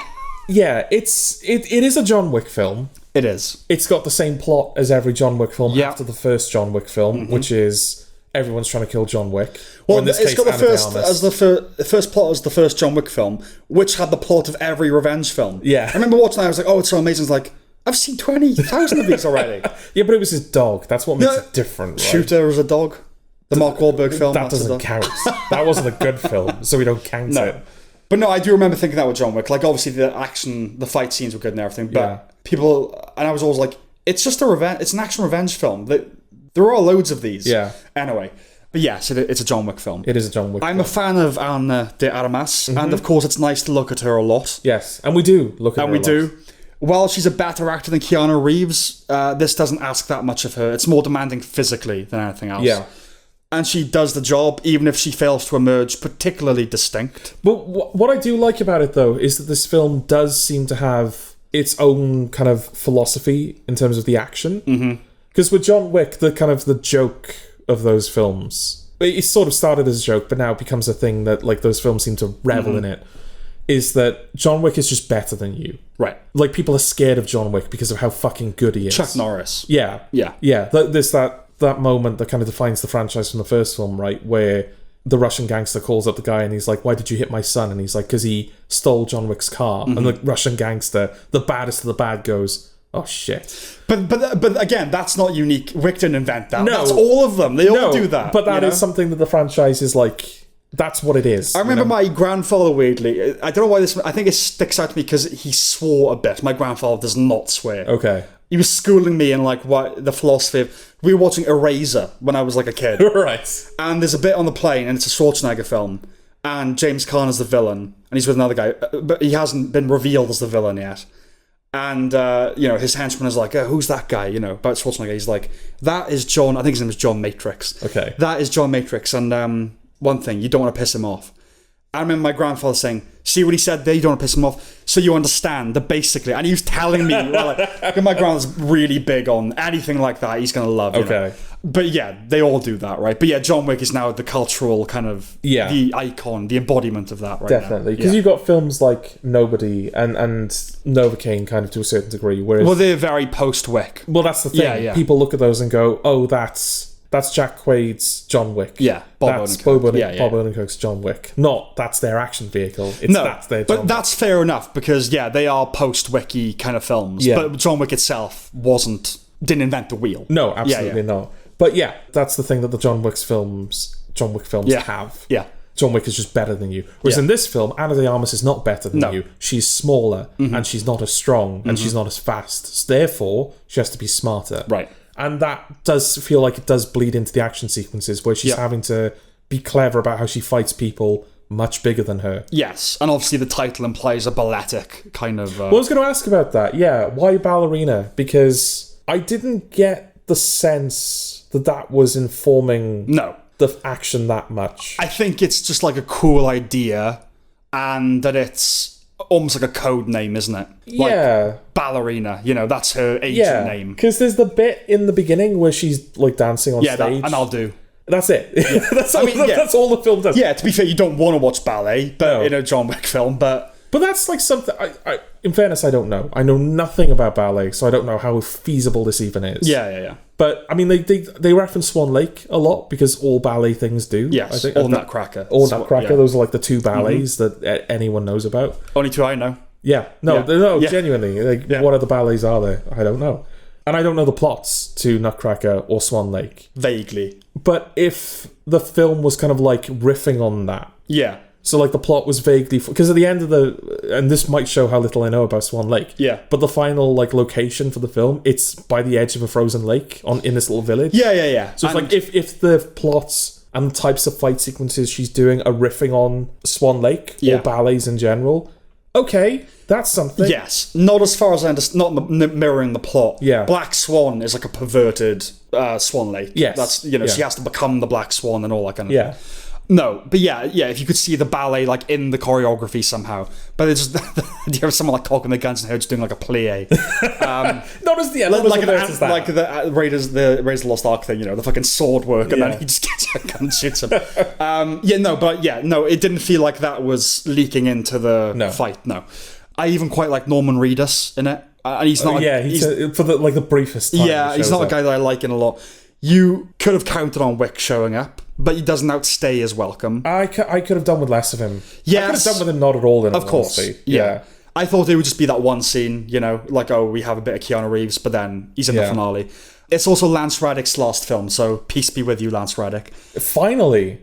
What? Finally, it's his last film. It's his last film. He seemed to die, and then he just seemed to still be in lots of things, yeah. Now that the law is entrenched and it feels less like an attempt to contrive that comic book iconography, I'm more on board with it, I think. I've heard some detractors criticise the fact this doesn't add anything to the mythology, and it doesn't add anything really. No. But I was fine with them sticking to the established world. And if you didn't know, that final location, Hallstatt, it's a famous screensaver. Was it? Yeah. Google it, and you know the picture. Oh, right, okay. I would like to live there. That's the kind of place I'd like to live. Yeah. Not like in the state that it's in by the end of the film. No, pre-destruction. Yeah. Even in training, those assassins are profligate with their bullets. And it's not unique to the Ruscaromas. Everyone in the Wickverse seems to opt for the close range, empty the whole clip business. Yeah. There were a few solid fight sequences, the grenades, the plates, the aftermath of the fight we never see. So her collecting all the knives and sandwiching that guy. Yes. From between the car and the wall. Even the flamethrower, like that flamethrower sequence at the end of the film, that made me think like, why haven't more films had a gunfight with flamethrowers? It just seems to work so well. Well, it made me think, was it always like this? Was there always a sense of humour in the action? There might well have been. It had its moments. Remember, like, I think halfway through the second one, when all the assassins are trying to kill him? Yeah. And he's, like, walking through a train station, and they're, like, silently trying to shoot each other across the balconies. Oh, right, okay. I don't remember that. It's not as widespread as I think some people would lead you to believe. Yeah. I wish there was more humour in the John Wick films. Yeah. But they have their moments. Okay, but it definitely felt like that in this. Yeah. I hope those scenes stay with me, but I can't see the film making a long-lasting impression. But that's okay. I was entertained when I watched it. Yeah. That's kind of it. That's all I have to say. Yeah, I mean, like, as an action film, I was hoping... This is kind of what I was hoping for Havoc earlier this year. Right. Where you've just got, like, a solid action director that can deliver a solid action film. Yes. Where all of the stuff around it, you just kind of, like, you just put up with it. Right. Whereas with Havoc, all of the stuff around the action kind of pulled it down for me. Whereas in this, like you said, it doesn't demand anything of Ana de Armas. No. She doesn't need to act in this, really. There's no, like, interesting story to grip onto. No. The fact that this is taking place, like, alongside the third John Wick film kind of adds nothing to it at all. No. It's so you could be in it. Yeah, it's literally so you could be in it. But the action on its own is more than enough to justify the film. I would agree. Yeah. I just had a good time, you know? And it must be half decent because I'm not on board the Wick train. Yeah. I'm not, like, ready to love whatever they do. Yeah. So I got off the Wick train after 4. 4 was just too much for me. I never really got on it. But, like, I'm not ready to love it. You have to make me like it, you know? And I did like it, so... Well, I think it's nice because it seems like, rather than just saying, John Wick's just the best, they kind of went, no, Ana de Armas is not the best. She has to... Right.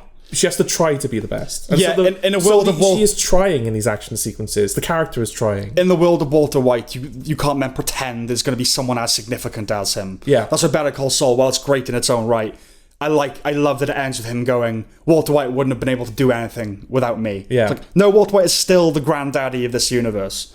It's not like Star Wars, they feel like they constantly got a fucking top. Yeah. Everything they did. Anyway, I think that's it, right? Yeah, recommendation.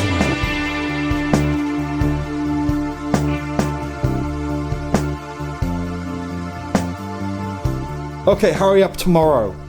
Indeed. This is The Weeknd. Yeah. The bloke. Oh, you didn't ask me to give you the premise. I don't think I need to this time. Okay, good, because I was just going to say insanity ensues. Okay. That's all I was going to say. The Weeknd's companion film to his album of the same name. It's not big on plot, but go on, you can do a little something. Insanity ensues. What is it about? He's had a breakup. Oh yeah, he's broken up with someone, not Jenna Ortega. No, she's a super fan of his. Yeah. But then he meets after a show. Was the film deliberately trying to deceive me there? I never thought she was Okay, I did. The way that it was edited, because it was cutting back and forth. Yeah, there's a bit of that. Yeah. Between him on the phone going, "Why did you leave me, you fucking bitch?" At the beginning, I did think she was, but then it cleared up, But yes, at the beginning, definitely. Yeah, it cleared up. That's when I knew I was wrong. Oh, okay, right. But at the beginning, when it's cutting between her burning down someone's house. Yes. A house that has instruments in it. Yeah. And him on the phone going, like, "Why are you leaving me?" Yeah. That's classic cinematic language for these two people are connected. Yeah, no. But they weren't. You're right. Yeah. Yeah, that's true. And then he meets her and they go off on a night together as all of his issues kind of come to the surface. That's basically what happens. Yeah, and she's crazy? Or she's a crazy fan. She's a crazy fan, okay. It's directed by Trey Edward Schultz, which is a big surprise, because I've liked all of his films to different degrees. Creature, It Comes at Night, and Waves. I really like Waves. Okay. He was 3 for 3. He's not 4 for 4. No. I don't know how he became involved with this, and it's hard to know how much of it is his fault, though he is one of the 3 writers, along with The Weeknd. Okay. I hope he was paid a stinking fairy load of cash for it, at least. Right. I've definitely heard one The Weeknd song, the one everyone knows, Blinding Lights or whatever. Yeah. Even has an annoying name, The Weeknd. Probably more, probably heard more, but I don't know anything about him or his music. I don't care to. But we must remember, he's not credited as The Weeknd. He's Abel Tesfaye here for things like this. He wants that credibility. Okay. Hurry Up Tomorrow is a vanity project of a vanity profound. But it's not strictly in the I'm awesome camp.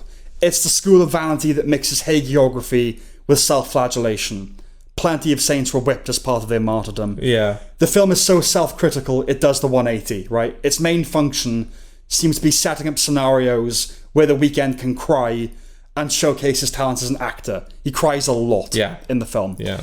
It also stars Barry Keoghan and Jenna Ortega. Bit sick of Barry at this point. At least he doesn't cry. No, he doesn't cry. I think he does hump the floor at one point, though. Yes, and he just tells The Weeknd that people need him, worship him.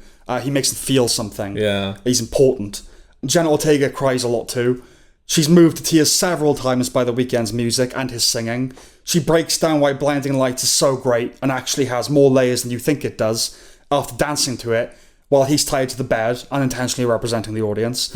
Then she immediately does the same for another song. He wrote this, remember? Yeah. He wrote this film. He did. The dramatic climax is him singing a cappella for his life, reckoning with all his pain and indeed crying as he does so. This isn't a film in its own right. It has the feeling of a music video, or a short film, but long, oh so long, to promote the album. It's filmed like a film, but nothing feels concrete.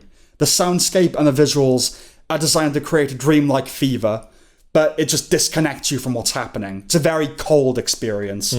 In the subtitles, the term somber synth comes up a lot, and that about sums it up. Right. I've been through breakups, and I have taken some of them very badly, and while I grant you that it's been a while, you watch the wretchedness unfolding on screen here, and you think, oh, it's not that bad, come on. It's navel-gazing, pretentious, humourless, and worst of all, dull. It descends into what's intended as Lynchian nightmarishness, and ascends back into Stephen King's misery, but one where it's shot all dark and you hope the guy tied to the bed dies. Incidentally, I don't know if the Jesus Christ pose that bondage brings about was self-conscious or not. Oh, absolutely. It wants to ask questions about the nature of art and stuff, man. It did, just not in the way it intended. It made me ponder, does reaching a certain level of celebrity create self-importance and ego, or does one need it to get there? Yeah. I'd argue the latter. The Weeknd was one of the forces behind The Idol, considered one of the worst shows of that year. The hubris he consistently demonstrates is galling. Yeah, sure, I'll just do film and TV too. I'll have one of them. I've heard some comparing the film to Purple Rain, negatively I'll add. To me, it was more like Pink Floyd The Wall meets Euphoria, but all bad. Okay. For young dumbos that will be fooled by its technical competence into thinking it's not one of the worst films of the year, possibly the decade. But it is. Yeah, I think the cinematography is going to do a lot to save this film in a lot of people's eyes, because it's very, very competent cinematography. Yeah. Not great. No, it looks good. Yeah, I don't think the camera work is actually that good, because it feels like it's always hovering around the same distance from the characters. Yeah. You never get a sense of geography, you never get a sense of location, you never get the sense that there's any storytelling going on with the camera work. It's just hovering close to a character, looking at them, being all emotive and stuff. Yeah. But it's a gorgeous looking film. It's got real texture to it. And that, for a lot of people, is going to make them think, oh, this is a good film. But you're right, it's absolutely not. But what's kind of nice about it... I knew you wouldn't like it, I just didn't know how much. I'm saying... I felt like I was a prisoner to this film when I saw it. You are. You're him in bed tied up. It is one of the worst films of the decade, I think. It's really, really bad. Yeah. In a way, it's kind of nice, though, because, Barry Kagan's in this, Jenna Ortega's in this. I don't know Trey Edward Schultz's previous work, but I know... Yeah. I'm assured of his quality through you. It's all good stuff. Yeah. Yeah. And so... it has to be The Weeknd. Yeah. Because Jenna Ortega is good. She's done good stuff. Barry Kagan is capable of doing good stuff. Yeah. Banshees of Inisherin and all that. You said that this director is good. Yeah. The Weeknd made The Idol. Now he's made this. He's the problem. I know this now. Yeah, he's the auteur, which is why it's such a surprise it's Trey Edward Schultz, because he's the auteur of his films. Yeah. It's a Trey Edward Schultz film. And this really isn't. No. I wish I knew exactly what the percentage was. Yeah. You know? So I just hope it made him rich. Because the first 3 films he made, they couldn't have made him very wealthy. No. So I hope this did. It is the most vain shit. Yeah. That it's... self-indulgent. It's like no narrative thrust to it at all. No, it's emo. It's just an emo mood board for however long Because the plot, as it was presented to me on like various websites and stuff, was... it was something like... The Weeknd, what do they call it? The Weeknd, but it's basically like this guy meets a fan, and that thus triggers an odyssey, into self-reflection, blah blah blah. Yeah, going in, I thought it was going to be he meets Jenna Ortega and they develop a romantic relationship, and he learns things about himself and all that. And of just them throwing the word odyssey into it. It's like, oh, it's going to be this epic kind of like odyssey. Yeah, either implies it's long, or it's Lynch, that it becomes this nightmarish, descent into something, which they try to do. But the film doesn't work. He doesn't meet Jenna Ortega. Yeah. Literally, I timed it until halfway through the film. Right. The inciting incident doesn't happen for half the film. Yeah. The first half of the film is just The Weeknd looking at the camera and then singing his songs. Crying. And then Jenna Ortega drives a car. Yeah. And then he sings more songs. And the film hasn't started yet, so... It's like a concept film. Yeah. By which I mean, it isn't a film. No. Not that it's heavy with the ideas. They go to like a fun fair or something, and they wear masks, presumably for the sake of anonymity. Yeah. But then they just take the masks off, and then they just not wear masks. Lost in Translation is accused of being like a noodly, shoegazy kind of film. Yeah. It is a bit. It's one I like. But the soundtrack for films like that, or the Virgin Suicides, like the French band Air, right? It's kind of you listen to, and it captures this feeling, and it's like, oh yeah, the people that love this stuff and want to write a film inspired by it when they're 15, this is the kind of thing they would have done. Yeah. Because I love Air's music in a context. Okay. Do you know what I mean? Like, yeah, this film is like he's 16, had his first breakup, and is now going to make this film about how he fucking sucks. But why that's kind of beautiful, man. And he's actually really saintly for acknowledging that. And we've all got to go through trials and... It always cracks me up, these like these artists, quote unquote. Yeah. They live like rock stars. They take drugs. They drink heavily. They fuck relentlessly. Yeah. They have like these insane emotional responses to like breakups. They're so damaged. They're so delicate. They're so complicated. And then you listen to the music they sing, and it's like... It's like, it's like poppy shit. I'm not that familiar with The Weeknd's oeuvre, his discography, but I mean, all I know is ooh, I'm blinded by the light. That's all I know. Yeah. No. Yeah. Down, da, da, da, oh, this guy's really dark and complicated, is he? Yeah, maybe you thought, I need a film to properly express. Yeah. But I don't know. I hated it. I really viscerally hated it. And that's that. I stopped paying attention to it at some point, and I'm glad I did. Because it's more time I would have suffered. Yeah. And like, I did go back and check. I don't want it to seem like, but you should have watched it. Right. Like, I watched it to the end. Yes. And I know I didn't miss anything. Yeah. No, you didn't. It's I wouldn't have missed anything if I didn't watch it. And I would encourage people not to. No, yeah, this is also one of the worst films of the year. Yeah. Yeah, absolutely. Thankfully, I don't think it's got that wide of a reach, so it's the type of film that you have to introduce to a person to then go, don't bother. Yeah, not many people have seen it. Yeah. Which is good. But that's enough, I think. I'll hurry up tomorrow.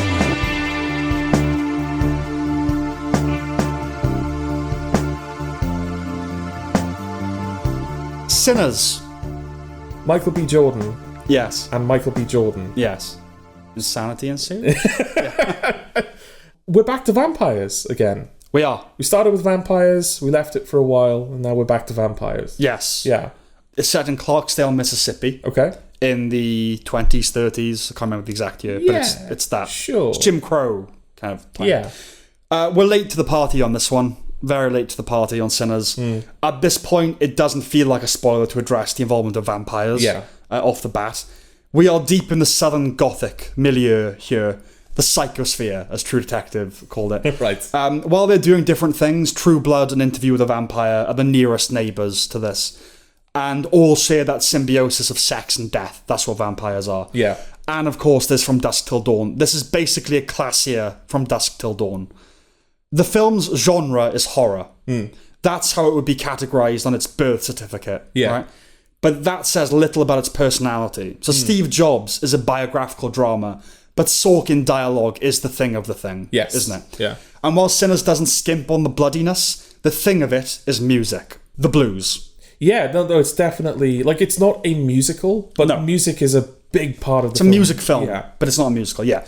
The lore surrounding Robert Johnson, who is pioneer of the Delta Blues, tells that he sold his soul to the devil, right? That's in the DNA of this film. It's its first cause, if you like. Yeah. All follows from it. And the music is great. You initially pay it little notice because if you're green about the blues, you'll assume the soundtrack is just using old standards. Yeah. And that's because the style it's channeling is a building block of pop culture. Yes. But most of it is original work from Ludwig Göransson, a 40-year-old Swede. Well, that's what I was going to ask you. I was going to clarify, is this the film? And did you tell me about this? Yeah. Yeah, this is all original. All original. But it doesn't feel, like, it really does feel like it's of the era that it's depicting. Yeah, it's using songs from that time. Yeah. And considering, again, he's a white guy, 40-year, very impressive. It's got to be a lock for an Oscar nomination, at least. If not a win, then a nomination. Got to be a win. It's got. I would think so. I can't... He won for Black Panther as well. So, okay. Off the top of my head... Okay, well, Ryan Coogler, that explains why he's involved in this. And Oppenheimer, I think. Right, okay. Yeah, unless we get something towards the end of the year. I can't think of another film where... Well, just when music is as important to the film. It's its identity. Yeah.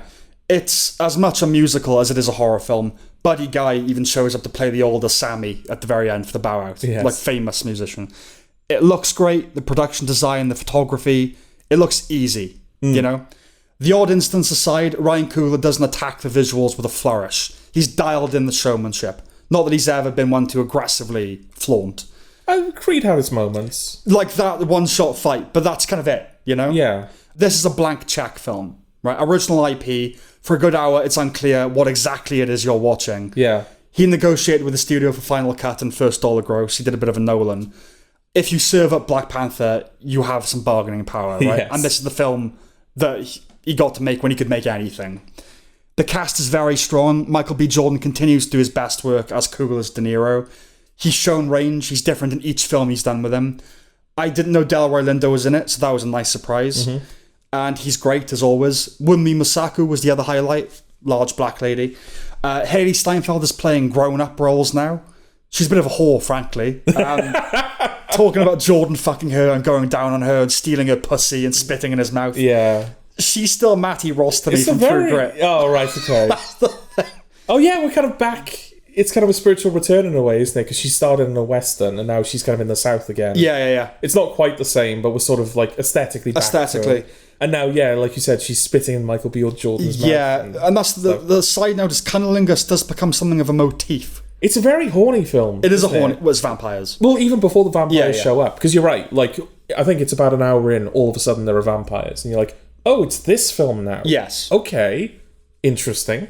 But yeah, prior to that, like, the characters are just like, right, what you got to do is you got to eat her pussy. Yeah. But you got to do it, like, this way. Yeah. And then, like, everyone has that conversation at some point during the film. And like I said, cunnilingus becomes a motif. And all I could think is eating, perhaps? Like, is that, like, one type good, one type bad? You know, contrasts, angles, you know? Is that what it is?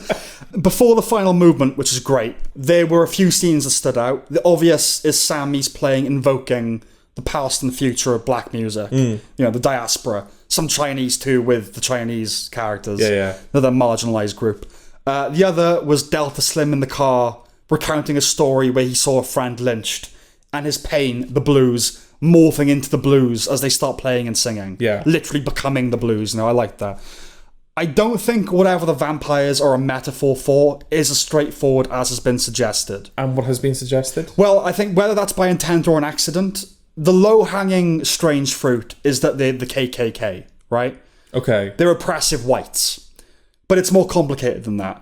When Jack O'Connell's Irish Remick is poised on turning Sammy, he speaks of the men that stole his father's land. Yeah. How they arrived saying the Lord's Prayer too. And how he wants to use Sammy's gifts to reconnect with this lost community. Cycles of violence and subjugation. A shared immigrant experience. Yeah. Sure, many ancestors of black Americans didn't travel by choice, but the waves of American immigration from Ireland, from Italy, all the way back to the Pilgrims, all were fleeing some torment or tyranny, or something worse. And while they're doing the devil's work, so to speak, I thought the vamps offer a brotherhood had a gravitas considering the social realities of the time. Yeah. You know? Well, that's the thing. When they're killing all of the people at that juke place. Juke joint. Juke joint. Yeah. Like, they're not dying. They're turning them into vampires. Yeah, and like I said, considering that everyone fucking hates them, the Jim Crow and everything. Like, yeah, I thought there was a weight to it. There was, and similar, like, Michael B. Jordan's character in Black Panther, there's a I get it component. Yeah. And there was the vampires in this as well. I was like, I kind of get it, They all want to be one big fraternity. Yeah. Besides Jack O'Connell occasionally mockingly going, Sammy, I didn't detect any sense of racial enmity. It's not like we hate black people, that's why we're doing it. Yeah. And then the actual KKK shows up for a little Django Unchained sequence. Yes. Almost like the undead would just practice, Yeah. I liked the post-onslaught stuff, and I can see my opinion possibly changing over time. But the epilogue, if you like, not just the KKK, but the 1992 segment, felt like a strange mix of tones. That was just strange in general, because, you've got a little narration in the beginning with kind of visuals over the top. Mm-hmm. Then you've got Sammy walking into the church, and his father is asking him to, like, put down the guitar and, reject your devilish ways. Mm-hmm.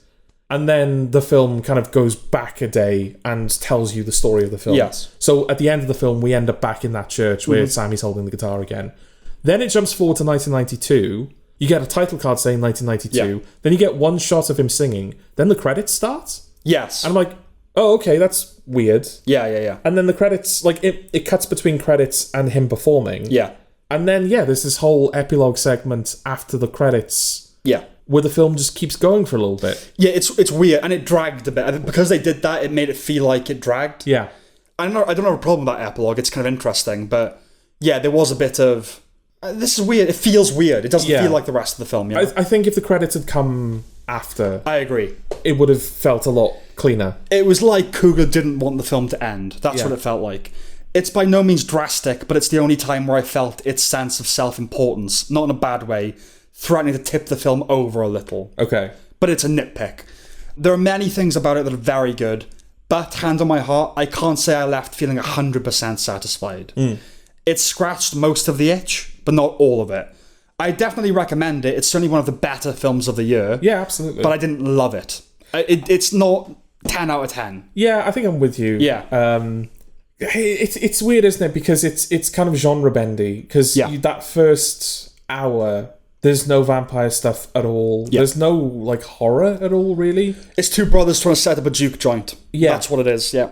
And they're gathering, they're picking up all the different characters that are going to help them. And I see what the film is doing. Yeah. It's giving you time to get to know these characters so that when they start dying later on, it means something. Mm-hmm.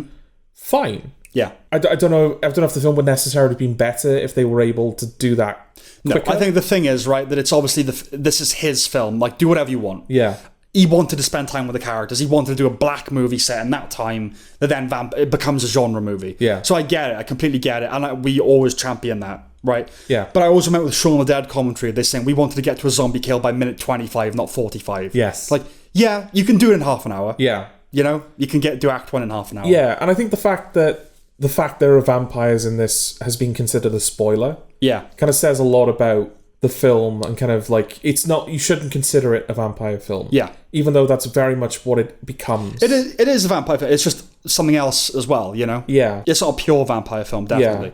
Yeah. It becomes hard to kind of recommend it to people, doesn't it? Because it becomes hard to have a conversation about it to someone that isn't familiar with it. Yeah, no, because you feel like you can't give away the vampire stuff, but you can't say to people, oh yeah, it's about these two brothers that are just setting up like a joint in the south. No, I would recommend it kind of without saying much about it. It's like, it's just a good film. If you want to see a good film, try this. You know?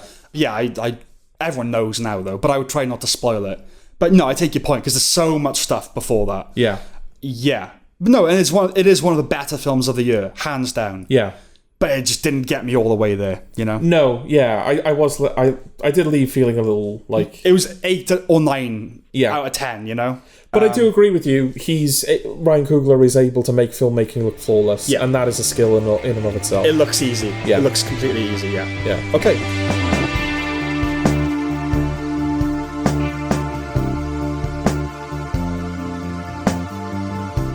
And finally, The People's Joker. Okay. Now, Sinners is the obvious film you end with. Yes. So it begs the question, what's this doing here? Okay. Well, what's it about, Jord? Insanity ensues. Yeah, intransity ensues. The subject, this was the subject of copyright claims that delayed its release for like years. Okay. Not indefinitely? Not forever? No. Oh. We even got this in February. It only recently came to my attention. That's why we're talking about it now. Yeah. It's from Vera Drew, who has worked as an editor for Tim Robinson. What? Yeah, his show. She was an editor for it. Okay. Yeah.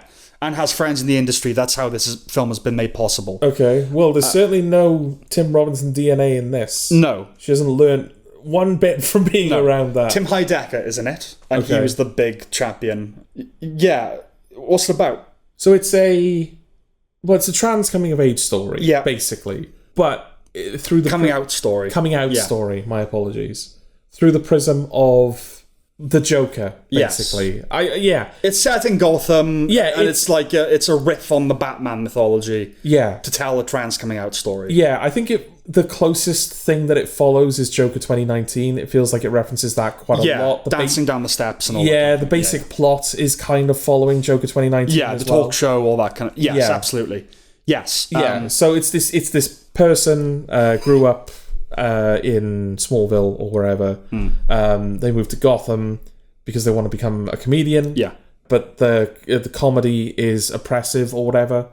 So they start like their own comedy joint with the Penguin. They take on the identity of Joker the Harlequin. That's when they sort of come out as trans, and then that'll do. Whatever. Yeah. You know. Yeah. Well, the film begins with defensive text that Vera Drew firmly believes under copyright law, which allows for relevant criticism, social commentary, or education. This is acceptable that she's made this, because obviously it's all the Batman stuff. Yeah, it's not even being subtle. Like, it's Joker and it's Batman and it's absolutely. the Penguin. It's all of those things. I knew this was kind of a trans thing going in, so that got us off to a very, very bad start indeed. The implication that you can pilfer whatever IP you want and claim it's educational because you're one of the rainbow people. It's kind of disgusting, isn't it? Like, just from a copyright perspective, like there's loads of people on YouTube that like pilfer each other's content, but they slap the fair use text on there, and there are genuinely instances where fair use and parody, like, those are relevant. Of course, but there are like loads of people will just put that up thinking that's like a catch-all. Yeah, and this feels like one of them. It does feel like someone's going, no, it's parody. Oh, I think more annoyingly that it's educational. Yeah. That's the really obnoxious thing about it. Yeah, because it's like a trans thing. Yeah. And I'm not like outright copying it. Yeah. I can do this. Right. I'm allowed. Yes. So that got us off to a very bad start. Yeah. It's DIY. That's kind of the thing of the film. It was shot across 5 days in Tim Heidecker's office. Okay. Obviously on the cheap. Yeah. The writing is what's supposed to shine through, right? So as you might imagine, it's a hodgepodge of terrible green screen, animation, action figures, puppets, etc. This is going to be my kind of maybe controversial take a little bit. The film is obviously trying to go for this like punky, we're just like using whatever we got. Yes. I kind of don't mind that. I think... Hear me out. Okay. Hear me out. Some will find that bric-a-brac, vaguely Mighty Boosh approach charming. Yeah. And purely as a person that wants to make things and has tried to make things, I have to commend using whatever was at their disposal. Yeah. Believe me, that's grudging, and it's the bare minimum. Yeah. But I agree with you there. I don't mind using whatever you have. Because it's going to be very off-putting for a lot of people. Yeah. Because it's an ugly-looking film. Very ugly. It's very, very ugly. I do think that this film doesn't do it well. No. Because I think that when you've made a film, something that I think you need to keep in mind, especially if you're doing something like this, where it's not made conventionally, it's not just a straightforward live action, there's puppets and there's this and there's that, and there's all these like constituent elements. You need to teach people the alphabet for your film. You need to kind of set these standards at the beginning. It's like, this is the visual language we're going for. This is the grammar, These are the terms that the film needs to be read on. Do we understand each other? Yes. Great. Here's the film. Yeah. This film doesn't do that. It just like, oh, here's a bit with green screen, here's a bit with this, here's a bit with that. Yeah. And like I said, purely practically using whatever you have to tell your story. Yeah. I'm fine with that. I kind of wish more low budget films would do that. This is the complaint that we have with the IP on new films all the time, right? Yeah. Like Mouse of Horrors and Piglet. It's like, you have this and you're not fucking using any of it. Fucking use what you got. Right. Don't be afraid to look a bit shit. You look shit already. Yeah, because again, the point of this film is obviously they weren't trying to make a grand move, a cinema. It's this thing they wanted to do. Yeah. So, okay, fine. I'm fine with them using whatever they wanted. Yeah, because they try to paint a picture of like Gotham, like, the corruption of Gotham City and the underbelly of Gotham City. But as you say, it was filmed over 5 days in the guy's office. Yeah. So I think more low budget films shouldn't be afraid to have that kind of bric-a-brac approach. Yes. But I do think this film does do it badly. I agree. On spec, I'm down with it, right? Frankly, it looks like a best of the worst film. Yes. Right? And of course it does. They were operating within very narrow parameters. But how much of that is my problem? Okay. That's the question, right? Right. It's ugly. Garish. Yeah. The frame rate is too high. The whole thing is a wash in immaterial purple-green, like a bruise on the body dramatic. Yes. Right? It traffics in the worst type of humour. Here's a scenario. Oh, do you mean to say this? It's that, right? Yeah. It's that sickening flavour of self-consciousness that characterises a lot of American comedy, especially sketch comedy, particularly woke comedy. Yeah, there's a little moment where the People's Joker... I can't remember. Is the character named after the director? I can't remember. Okay. I'm just going to call him the People's Joker then. When the People's Joker and Penguin are kind of discussing about opening their own comedy club. Because, when they go to the Gotham City and they go to the comedy thing, there's this whole thing about, like, oh, men get to be comedians, but women have to, like, stand there and laugh at them or something like that. And they're like, oh, that's not fair at all. So they start this, like, anti-comedy club. And I can't remember exactly how they frame it, but I think Penguin's like, no, well, the problem is that, mainstream comedy is just people making Tinder joke. It's shit. And the People's Joker is like, well, let's just make like an anti-comedy club where, it doesn't even have to be funny. You can just say it's anti-comedy and it doesn't even have to be funny. And I did go, wink. Yeah. So the film trying to say something to me there. Yeah, it's more like a discount YouTube parody of Sesame Street from 2009, or a video essay from a channel broadcasting from a circle of virtual hell unfamiliar to you. A circle where womanhood is equated to dressing like a whore. It's postmodern on the tin, but this is next level postmodern. Pretty much line for line, it's erroneous or irritating or grotesque. It's not worth itemizing its litany of crud, but a few samples. Vera Drew starts off by pointing out a double standard, right? Do cis people have one moment where they realise they were cis? She's not going to ask because it's none of her business, and it's none of your business. Okay, well, firstly, we don't have anything to realise. We are normal. Right. And while I don't imagine it does all come down to one moment, it is something you have to realise, no? If you're trans, it's not like you do have to realise that's what you are. Yeah. So... And if it's none of my business, why are you making a coming out film about it? The obnoxiousness of these people is maddening. Drew alludes to the treatment of transsexuals, another dead term, in film and TV. All usual caveats, but let's not pretend there isn't an overlap between gender dysphoria and being fucking mental. Right. They bleep out Drew's birth name until it's later employed to shocking, actual violent effect. It's not. Vera whines about how difficult adolescence was, making it sound like she was a refugee fleeing a war-torn nation where they eat children. I'm sure experiencing dysphoria has its trials and tribulations, But in the words of Dave Chappelle, talking about something else, I don't believe these motherfuckers. I just don't. I don't think it's as hard as they make it out to be. Okay. I don't believe them. The film is top to bottom woke. It deploys every buzzword in the intersectional zeitgeist. It's clunky and contrived, though I'm sure the filmmakers would argue that's part of the joke. I must be Batman then, because I did not get the joke. The tone is often didactic and patronising. There's a component of messianism in the presentation of the lead, imbuing proceedings with a stench of hagiography, or gay geography, if you will. Towards the end, the main character says, "Fuck you, God." It's a punchline. It's a flippant joke off the back of thanking him. But that's about it in a nutshell. It's profane, ideologically putrid, and moreover, wrong. It's the most annoying film I've seen in a very long time, not least because it shouldn't exist in the first place. It's an hour and a half of listening to smug, tarted up TikTok trannies. It's Tumblr fanfic the movie, a towering monolith of cultural putrescence, with grim shades of megalopolis in its artifice, and grimmer still, its evocation of a burning Rome. It is permissive, rot, emblematic of a civilization in decline, with a big neon arrow pointing at the class responsible. You weep for what they've done to our beautiful species. It's the worst film of the year so far, and I'd be tempted to say it would take a film that actually causes cancer to topple it, instead of one that just makes you feel like it is. But I know that evil is bottomless, things can always be worse. 95% on Rotten Tomatoes.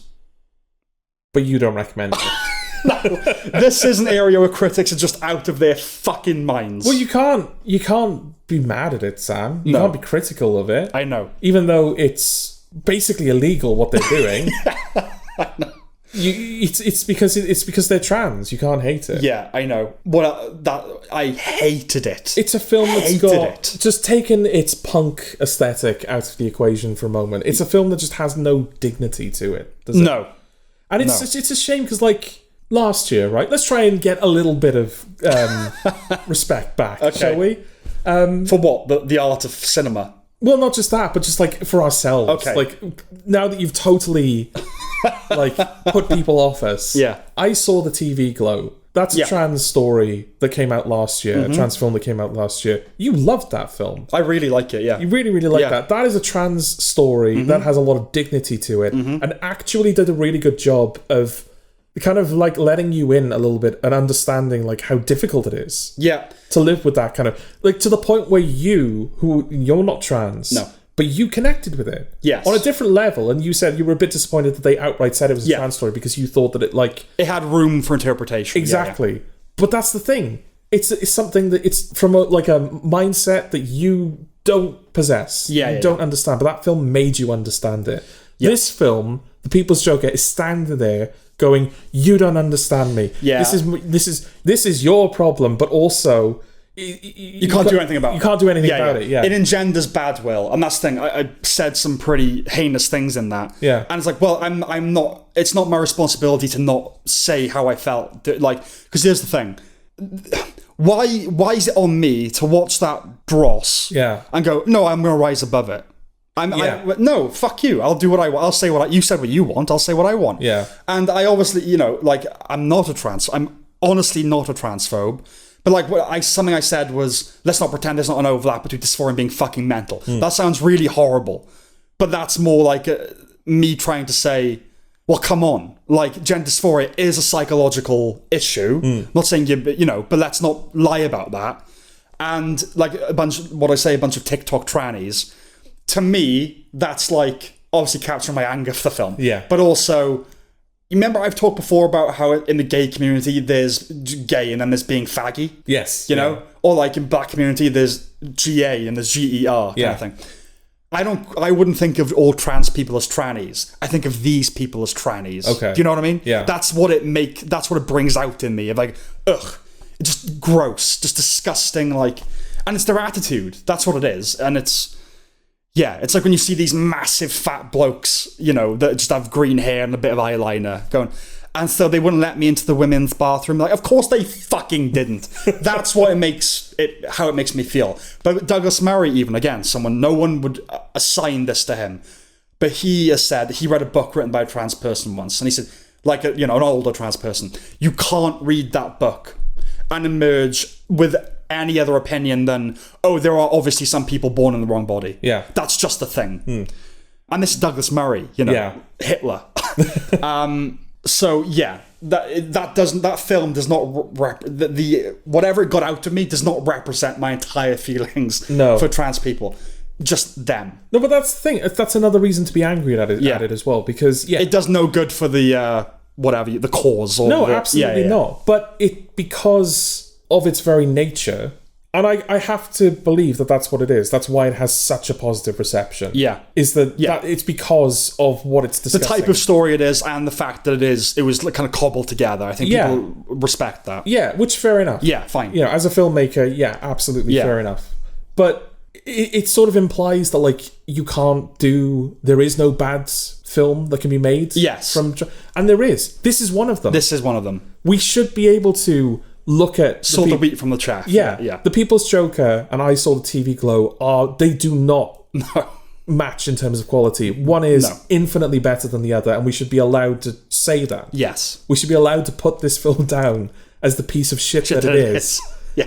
And it be known that it's not representative of, like, our overall thinking on the subject. Absolutely. But it's going to be and I can people see that's the defense that people always go to. Well, you're transphobic. You don't like it, you're transphobic. Yeah, and this is just shit. And I concede that a lot of what I've said is like made me beyond the pale. Like, it doesn't matter what we say now. Yeah, I said those words.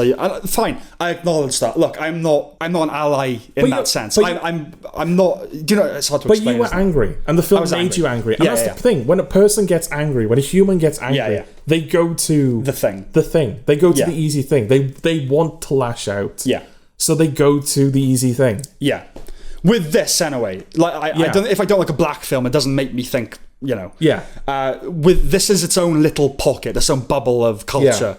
Because it doesn't feel like we're allowed to advance the conversation around the subject matter. It feels like if you're going to have a conversation about transgenderism, this is always what the conversation is about. Yeah. It feels like we're never getting past this point of, but you know, it's gender dysphoria when I was younger and I had a terrible time and I was abused and now it's such a big deal that I'm coming out. It's like, surely we're past this point now. There are still people that have that experience and are going to relate to that experience, but surely we're past the point where everyone that's coming out as trans has suffered like all of immensely. The trauma that this film seems to. And also it's just, it's that thing of like, do cis people have a moment where they realise they were cis? Like, if there's nothing to be realised about, then it's nothing. Yeah. It is absolutely nothing.